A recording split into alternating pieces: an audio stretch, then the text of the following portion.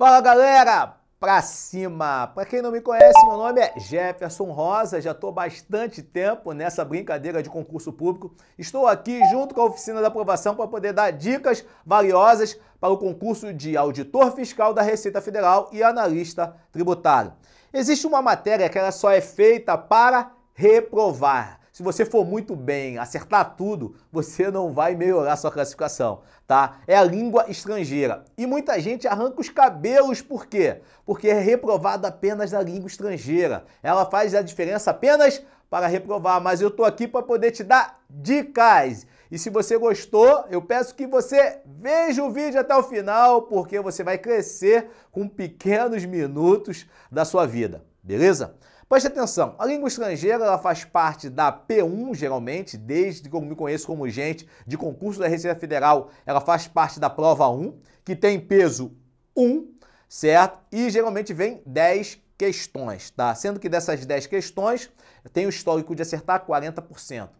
E basicamente ela é voltada para interpretação de textos. Essa é a primeira dica. Estude as interpretações de textos de provas anteriores. A Receita Federal, com a antiga ESAF, tem uma vasta, mas uma vasta mesmo, coletânea de provas anteriores. Temos também do Ministério da Desenvolvimento, Indústria e Comércio, MDIC, tem também histórico de provas de língua estrangeira da antiga ESAF.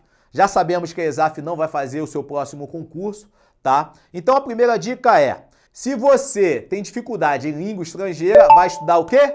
Espanhol. Tempos atrás eram 3 tipos de língua, espanhol, inglês e francês. Atualmente, o último concurso foi apenas espanhol e inglês. Então se você tem dificuldade, espanhol. Jefferson, mas mesmo assim eu não sei nada de espanhol, o que eu faço? Provas anteriores. O espanhol, pela proximidade com o português, há uma facilidade muito grande de interpretação, de compreensão daquilo que está sendo falado. Então, assim, eu fiz para analista tributário a prova de espanhol, tá? E para a prova de auditor fiscal eu fiz inglês, tá? Das duas, eu naveguei sobre os 2 mares.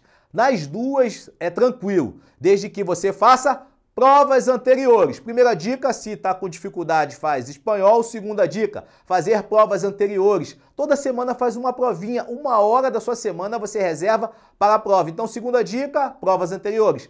Terceira dica, faça uma coletânea de palavras que o significado para você soe estranho, tá? Os falsos cognatos, por exemplo, são palavras que você acha que é uma coisa e no fundo é outra. A prova vem bastante com isso, tá? A antiga ESAF gostava muito disso daí, E é interessante que você faça uma coletânea, de palavras, tá? O que significa isso, significa isso, significa isso, beleza? Então assim, terceira dica. Quarta dica, palavras que tenham a ver com a área de tributário e aduana, a parte tributária e aduana. Por quê? Geralmente os textos são remetidos a essas áreas, tá? Então você trabalhando, fazendo textos anteriores, tem alguns jornais que você pode ver na parte de economia, a parte de tributação e de comércio exterior, para você tentar desenvolver e entender as palavras, vai colocando dentro de um material auxiliar aquelas palavras que estão surgindo e que você não sabe o significado.